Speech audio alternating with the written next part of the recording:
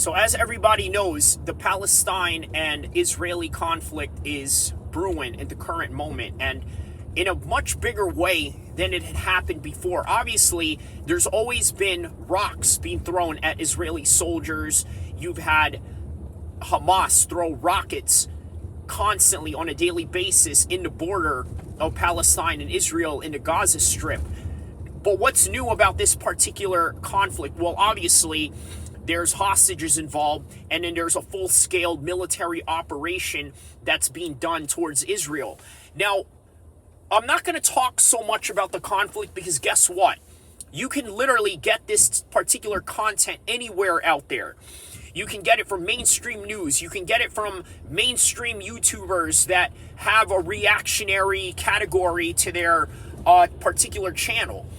You're not going to get this particular content right now because everything that needs to be said has already been said when it comes to this particular conflict. And also, in particular, you also got to take into consideration that you can't win in these particular topics because you're either going to be for someone or against someone, and that's going to hurt some feelings one way or another. So the only people that win in this particular matter are the ones that stay neutral. And when you stay neutral, well, you don't get any heat about it.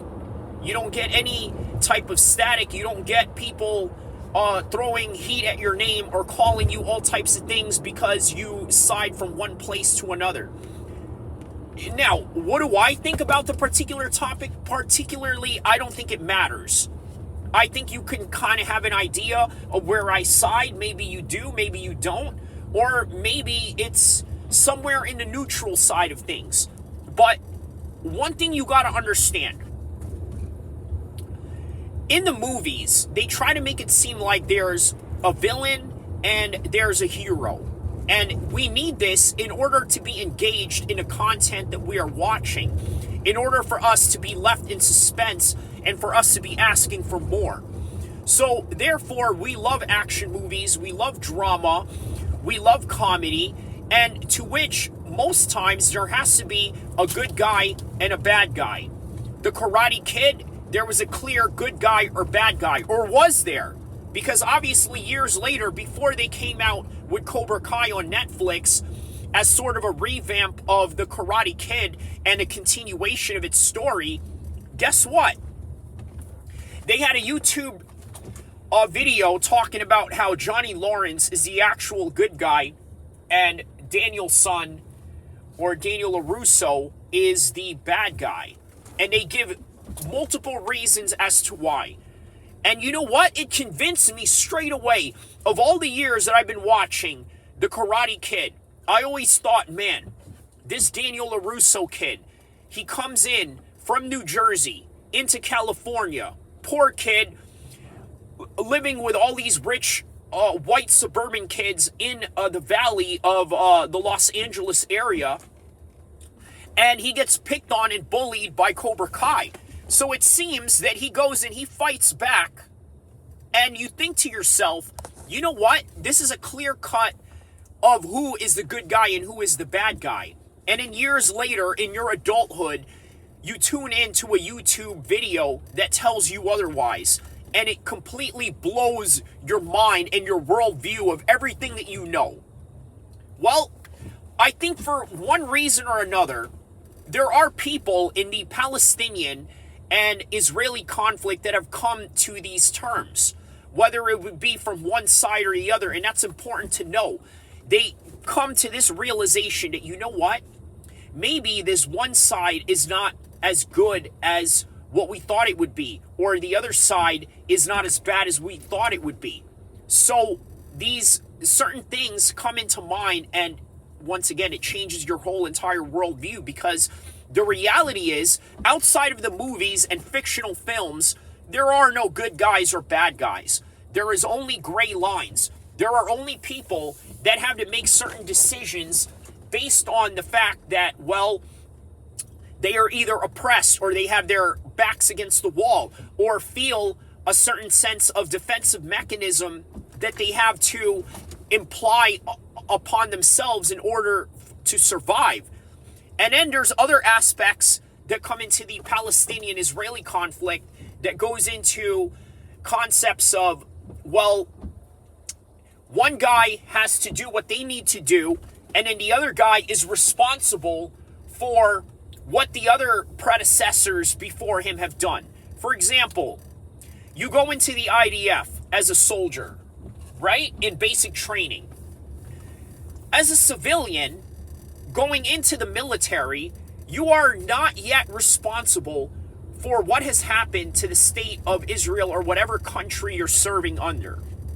Rather, what you're dealing with is a situation where you're going into a transition of being an innocent civilian and going into this situation where now you have taken the responsibilities, good and bad, of your colleagues in the military or whatever force that you serve under. So this is what makes these situations complicated, because the lines of innocence and the lines of victimhood and the lines of transgressors becomes very blurry, and it turns into a gray line. So this is why I say that when it comes to the Palestinian and Israeli conflict, there really is no good guys or bad guys. There is no right or wrong, especially with the opinions of people around the world and the type of media outlets out there that will shun you for, let's say, having the wrong opinion one way or another. So this is the reality of what is going on with that conflict. You can't win one way or the other. People are going to be against you, and then people are going to be for you, and they're going to do it in a very strong way if they feel one way or another. Or you can just be neutral, look at it from the lens of, let's say, the gray lines of the reality in world conflict, rather than this cartoonish outlook of, well, we live in a world of good versus evil. Now, as a Muslim, 100% we do believe that there is an aspect of good and then there's an aspect of evil. But when it comes to warfare and what goes about it, I think one thing you got to understand is that it's very difficult to say one guy is a good guy and one guy is a bad guy when you have all of these factors involved. The factor of diffusion of responsibility, what I just mentioned earlier, where you're transitioning from a civilian to a soldier and not yet taking on the responsibility of your state and its crimes prior to you joining. And then you joining, now you take on all these responsibilities. So that's what I mean by diffusion of responsibility. And then let's say the real killer, the person that, let's say, goes out and commits war crimes, what happens to him? Well, he never faces any tribunal or any court-martial or anything like that. He just gets transferred to another unit or another squad, and then guess what? Now the person who is wearing that same uniform has to somehow reap the butt end of the whole deal. And that's the unfortunate thing about this particular conflict, because yes, there are good people on both sides, and that's one thing that we can't ever forget. And in a sense of optimism to the world, right? There are good guys and there are bad guys in some instances, but when it comes to war, it's a lot more difficult to really pinpoint. So it's hard to have an opinion on it. But now that I've gone on for 9 minutes about the Israeli and Palestinian conflict, I want to talk about how it affects combat sports, because these are the things that we can talk about in realities and facts and speculations that are not too far off, meaning they're plausible in any kind of direction that it could possibly go. For example, you take a look at Belal Muhammad, a proud Palestinian man. And by the way, this is coming off of the entire fiasco with Dana White saying, oh, you know what, we're going to reinstate fighters carrying flags into the octagon, because prior to that, because of the Ukrainian and Russian conflict, they decided that they weren't going to let any of the fighters wear flags because it was offensive. And in particular, they did this to basically discourage the Russian fighters from displaying their flags. So because of that, they decided, you know what, if we're not going to have one person carry their flag, nobody is going to carry their flag. Sort of like what they do in middle school and elementary school. One kid acts up and the entire class gets punished. That's kind of what we have going on with this situation. So now with that, we got to understand that with Belal Muhammad as a Palestinian fighter being able to carry his flag, I think that we are in this situation now where it can cause a lot of controversy and a lot of heat for Belal Muhammad. Now, where is that going to go? Where is that going to, how are fans going to receive that? I think they're going to receive it in a very negative way, and then some are going to receive it in a very positive way, depending on which side of the coin you want to lay on, right? So that's kind of one of the things you got to understand about this whole thing, right? Is how it affects different people. Also, how is it going to affect, let's say, the aspects of Middle Eastern events that's going to happen with the UFC, which is happening on October 21st with UFC 294, and then the week after that, you have Francis Ngannou taking on Tyson Fury in Saudi Arabia. Will there be any safety issues in that particular country? I think that's a good question to ask, but I think I know the proper answer to that. The proper answer to that is I think there will remain a certain level of safety that is happening in Saudi Arabia or the UAE. By the way, prior to Al-Qaeda, ISIS, and all these groups, Saudi Arabia and the UAE was one of the most peaceful countries in the world. Meaning there was very little crime because there was really very little for anybody to commit a crime for whatever reason, right? There wasn't poverty-stricken people that needed to, let's say, go out there and sell hashish or anything like that, right? And then the other aspect of it was that, well, they have top-line security. They buy guns and ammunition and weaponry from the United States, and their military uses it to its full capacity. So therefore, the safety of the UAE and Saudi Arabia in its sports events are going to remain intact. For the same reason that the Qatari World Cup host was successful in not only holding the event, but also successful in the safety that they were able to provide for the people that attended the event.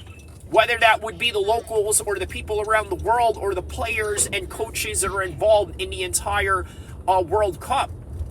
They were successful at that. So I don't see any difference in how, let's say, this is going to unfold in this particular matter at hand. Okay? So how about other aspects that we can draw from the Israeli-Palestinian conflict in a combat sports setting? Okay, let's talk about the Israeli military and why this happened. I honestly think that this is one of those situations where the Israelis were caught with their pants down. And what do I mean by that? Well, let's just be honest about a few things, right?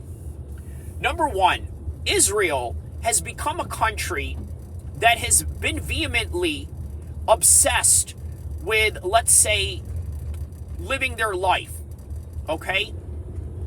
And not to say that there isn't anything wrong with that, but the problem is that the way that they're living their life freely, okay, with no sense of discipline and a constant rampant drug use, I think has some kind of effect to, let's say, how their military has operated.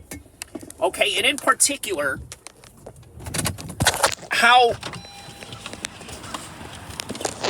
what kind of fight shape they were in. Look, here's something you got to understand, okay? You cannot go out there and fight knowing that you have drug problems, knowing that you have issues with substance, knowing that you have disciplinary issues. These are some things that I think you can really draw from as a combat sports competitor. When you're a combat sports competitor, You have to remain intact. You have to live your life as a warrior. You can't mess around. So, because of that, I think you're now in this situation where they got caught with their pants down because they were just way too relaxed with everything. Don't you see this happening in the world of combat sports? You see a lot of guys that have made a ton of money over the years coming from a poor background. And then all of a sudden, now they have this chance to become this superstar of some sort, right? Well, now, you're now in this situation where, you know what? Now you have to fight under circumstances to where you have to be disciplined, and now you don't have the means to do that because now you're coked out of your mind, you're freaking, shooting drugs, you're doing hashish, whatever it is that they do in Israel and things of that nature, right? It can't possibly be good for you when you're going into a combat zone, and then on top of that, having to go out and defend your country. It can't be good. So I see parallels in that within the world of combat sports.